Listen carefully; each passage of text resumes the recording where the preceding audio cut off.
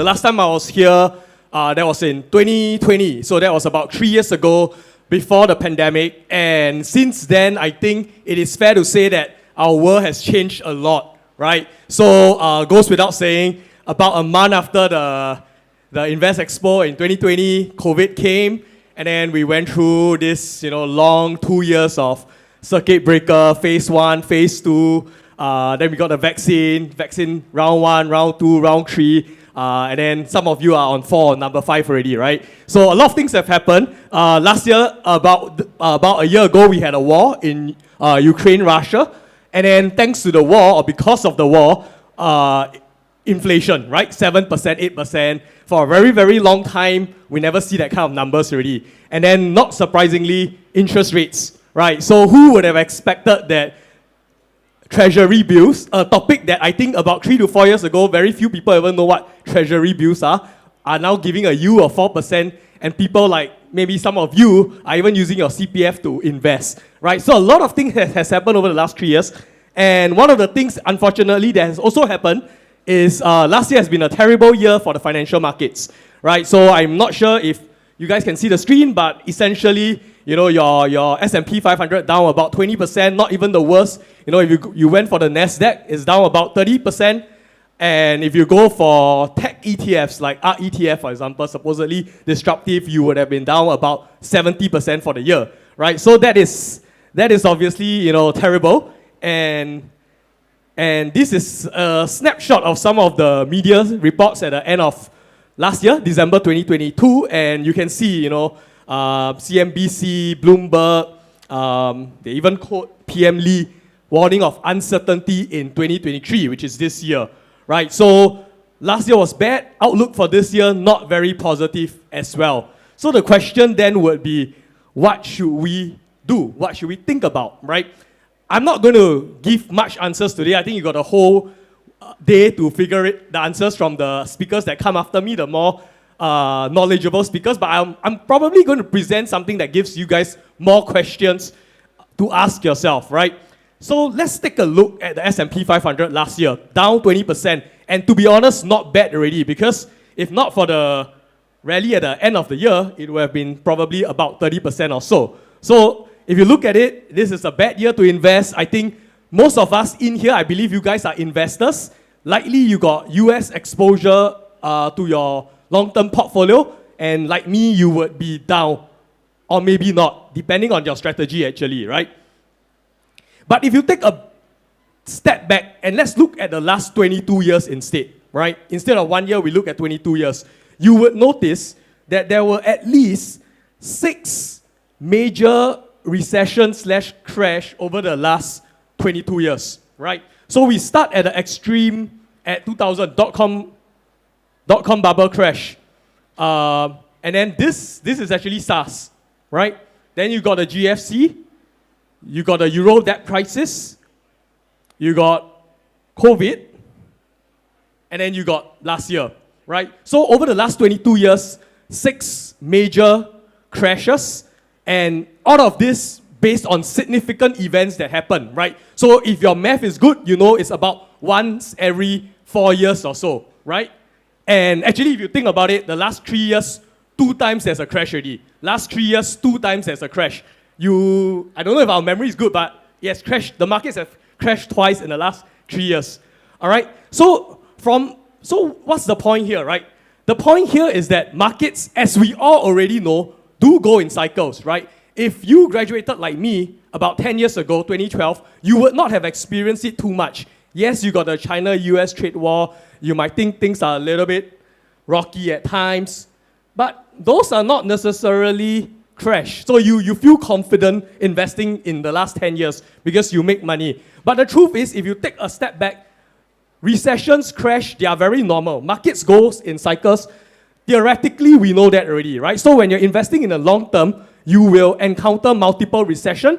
I like to say these things, it's not your fault, or it's not your fund manager fault. So a lot of times retail investors, because at DollarsAndSense we write a lot to the retail investors, right? People like to attribute blame to someone, whether it's their lack of knowledge or their fund manager that lack of knowledge. But it's nobody's fault. It's just how the market works, right? If you want to invest long term, You have to accept both bull and bear market. You cannot escape from it. It comes together one, right? You lost money. Lastly, you lost money. You panic or you overreact. It's not going to help you, right? I give the example, right? It's like you are swimming, you are drowning. When you are drowning, your leg cramp. You panic also no use. It's not going to help you. You are already in that bad situation anyway, right? But the final question, which is the most important thing, is what you do next will determine your outcome. Very important, right? What you do next will determine your outcome. What you do this year, last year, would determine your outcome. Let's take a look at timing the market, right? So this is an example of the last 60 years or so in terms of all the bear markets that have happened, right? And we look at the most recent one, which is 2020, right? Because the current crash, we don't know when it will recover, right? So in 2020, COVID came. Everybody was shocked, right? The S&P 500, I think, went into actual circuit breaker in the market a couple of times because the decline was too steep, right? And everyone was fearing the worst, as we should, right? The market crashed for about 1 month and took 5 months to recover. Very short, right? And I think if you guys invest in 2020 and you invest in, you DCA in or you stay committed to your investments, you would have been rewarded and you would have been happy, right? Or some people, they throw in their lump sum, right? They put in the money because they feel down, I should invest. They got rewarded, right? But let's look at the 2 other recessions before that, both in 2007, 2000, and 2000, right? Both times the market crashed. The bear market took 17 to 31 months to recover. So that's about 1 to 2.5 years. Sorry, the crash was that duration. The recovery took 49 to 56 months. So that's about 4 to 5 years. So if you invest one lump sum when it crashed, you would take about 4 to 5 years to recover, to break even. And that is a very discouraging duration of time, right? Because if you look at my first chart, chances are, by the time it recovers, you will encounter another crash, correct? 4 years, you would have encountered another crash. So that's how an investor could actually face. They invest. I don't know if you guys have the experience before. You invest lump sum, it goes down. You take a long time to recover. By the time you recover and you breathe finally for a while, you're feeling good, finally, it crashed again. If you invest long enough, you will encounter this. Right? So my point here is, you trying to time the market is like trying to predict when COVID will end. Everybody has an opinion, but nobody has an answer. So remember when COVID first started, if you remember, right? All the experts, and they are experts for a reason, will say, we're trying to guess, based on SARS crisis, this will end till the end of the year, right?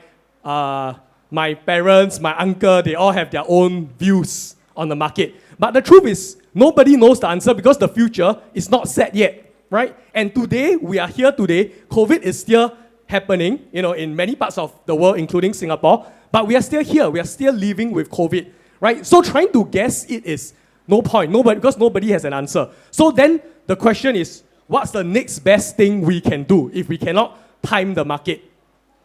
Right? Here's a chart that shows the last 20 years, I believe around 20 years in the financial markets, right? And if you can see, there are green and red dots, right? So the green and red dots represent the best 20 and the worst 20 days over the last 20 years or so in the S&P 500, all right? One thing you will notice is that the green and the red dots are very close by each other, right? What it means is very simply, good and bad days are always very close by, okay? And let's go one step further, right? So I take Black Monday as an example, 1987 October, that's the month I was born, right? And if you look at it, so for Black Monday, the Friday before, down 5%. Then the actual Black Monday, which is 19 October, down 20%, right? So that is Black Monday, down 20%, right? And then the next 2 trading days, up by 5%, up by 9%, all right? Let's look at more examples. GFC, one of the days during GFC, one of the worst days, market went down 8%, next day went up 5.42%, right? August 2011, down 6.66%. Next 3 trading days up 4.7, 4.63%, right? What am I saying? I'm not saying that you buy the downs, all right? I'm not saying that it's down, so you better buy the next day. That's not the point. What I'm saying is very simple, right? Bad days and good days in the market tend to go together. Very logical if you think about it. My point is not to say that when you have a bad day, the next day or the next 2 trading days, you pump everything in. That is not the point. The point is that logically, if you think about it, right? When it goes down on one day very bad, the next couple of days got chance that it will go up quite well also. Whether you want to call it dead cat rebound, best days in the market, up to you, right? But that is how it tends to flow and it's very logical, right? And then let's look at what happens if you ignore all these bad days. You just invest and you just stay there, right? If you invested in 2006, the last 15 years, you would have made a good return, about 10.66%, 10K become 45K. That's quite in line with what all the literature out there says. Right? But if for some reason, whatever reason it is, right, you like to sell after it goes down, for example, and you miss the 10 best days in the market.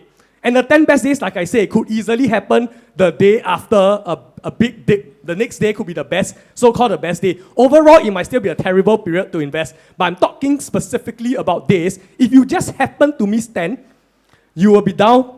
You will still be a positive return, but half your returns are half, from 10% to 5%, right? You miss 20 days, you have a tendency to sell after a bad day. For example, you miss 20 days, you are up about 2%, 12,000. And if you miss 30 best days, if you invest with the tendency to sell whenever you see problems, you may as well not invest. Miss the best 30 days, you may as well not invest anymore. All right? And that's all. These are the best days. You ignore the best. You don't have the best days. You are down already. Right? This is an example of all the best days in the last 55 years. Rank in chronological order. Best days to worst days. You can see the best days are good. 11% is good, right? But if you go halfway down, this is top 25 best days already. You hit the 12. It's about 5% a day only. It's not a lot. 5% a day is good, but it's not that much. It's not extreme. But let's just say you miss these days, you will be losing money in your investments already. All right? Another point to note. So based on these best days, if you look at when the best days happen, I sum up a little bit for you. Most of these best days happen during bear markets, right? So out of the 25 top days to invest in the last 55 years, 10 of those days happened during the GFC, between 2008 and 2009. So 55 years, 25 best days, almost 50% of it happened during the GFC. 3 days out of the 25 happened during Black Monday. And Black Monday is a long time ago, same age as me. And 3 days out of the top 25 happened during the dot-com bubble crash. In other words, it's very easy to miss these days within a year, within a week, if you happen to not be investing during that time. Very easy. And then you will have to wait another 10, 20 years maybe to get some of these days, right? And it should not be a surprise that the best days tend to happen during bear markets, right? Would you all not agree with me? Because the market went down. So when the market went down, there's room to increase. Bull market, it goes up, but you're not going to see 5% a day or 6% a day, right? But it's during the bear markets, when the market went down, say 8% the day before, that there is a higher probability that you can get the 5-6% in a day. So then the point I made earlier, should you just invest when you see the market is down? My answer, or put in more money? My answer is maybe not. The reason is simple, right? Even during the best days in the market, as we see just now, tend to happen during bear markets, when the markets are discouraged. And as my earlier slide before that also say, this discouraged market can last you easily 2 years, 3 years. It might take you 4, 5 years to recover, right? These are the days. So if you just lump sum and pour everything in when you feel like this is a bad day, it's going to be good times ahead, you can easily lose money on every single year. There is, based on these statistics of almost 70 years, there is a 41% chance that your stocks portfolio will go down in any given year. 41%. That's like flipping a coin, more or less. That is terrible odds if you were to just think it's a bear market, let's throw everything in. right? Which is why it is important to average out those odds, right? So if you invest over a 5-year rolling period, your chances of being down is now 6%. If you invest in a 10-year rolling period, your chances, the returns average down, right? And on a 20-year basis, you will be positive, right? It is a long time, I get it. 20 years, not all of us have the patience, especially if you are already slightly older. But this is just what the market says. And if you go to any of other speakers, the asset manager, they will tell you the same thing, right? The robos. Right? I will just give this as a quick example. Let's say you invest at the start of the year, because this year has been a bear market, right? So let's say you, for whatever reason, you just throw in $10,000 in January because that's what you want to invest. You'll be down about 20%, as we said before, right? But if you just simply, whether you know there's a DCA, whether you know there's a bear market or bull market, never mind. Let's say you just dollar cost average. The good thing is that you would have, because as the market goes down, you will accumulate more units each month, right? And so when you accumulate more units, you pay a lower price when prices are going down, and you accumulate more units. And at the end of the year, the outcome is that you have more units, and the most important, and you will be down lesser, but the most important thing is that it will be easier for you to break even when the market do eventually recover, right? And of course, as you continue doing so, you will accumulate more units. Okay, so I just want to summarize my presentation, right? Which is that, okay, DCA is not the strategy that is the best all the time, right? So if you know for a fact that 2023 is going to be good, let's say you know for a fact, then you should whack everything in, correct? But the truth is nobody knows. You can only guess. Some people guess better than others, but it's still a guess at the end of the day. Like a doctor trying to predict where the pandemic will end. He may have a more qualified opinion than me, but it's still a guess nevertheless. That's the same thing with us and the investment experts out there, right? Everybody at the best of the thing is trying their best to guess, right? So if you know for sure market will be bullish this year, you lump sum. But we don't know. So that's why DCA is better. Dollar cost averaging is generally a defensive, conservative strategy, right? Because you do a DCA because of the fact that you think the markets could be down and you are not willing to invest everything in January. You think it may go down. That's why you want to dollar cost average with the idea that when the markets go lower, you will invest and you accumulate more units. But if you stay out of the market completely, then you risk losing the best days, right? So that's the problem. We don't know if the best days, even if it's a bear market this year, it goes down. We don't know if the best days in the market would still be this year or not, right? So if we are right, hypothetically, let's say we are right that the market will go down this year, but so we don't invest. But the best days are this year also. Then we don't get the best days, which means that our returns immediately default to the poorer returns I showed at the start of the year, right? So it's defensive, but we still want to capitalize on the market by slowly accumulating units each month. And I just want to caveat myself and for the other speakers coming after me that you still have to invest in a well-diversified portfolio consisting of good companies. So a lot of people think DCA means, okay, I just DCA can, but that's not true. You DCA, you must DCA in the right company. It has to be diversified. So let me explain to you what it means by you have to invest in strong companies nevertheless. Okay, I read this book, Anti-Fragile. I think some of you may have read this book. It's written by Nassim Taleb, and it talks about anti-fragility, which means that you want how to become stronger when there is stress to the system. So I'll give you a few examples. I will just be quick here. All right, things that gain from disorder, weightlifter, right? If you want to gain weight, you must stress your system, lift weights, you become stronger. Our immune system, right? So we get sick, we take the vaccine, we become stronger. Financial options, when there's volatility, options are worth more. Lastly, and this is my main point, great companies.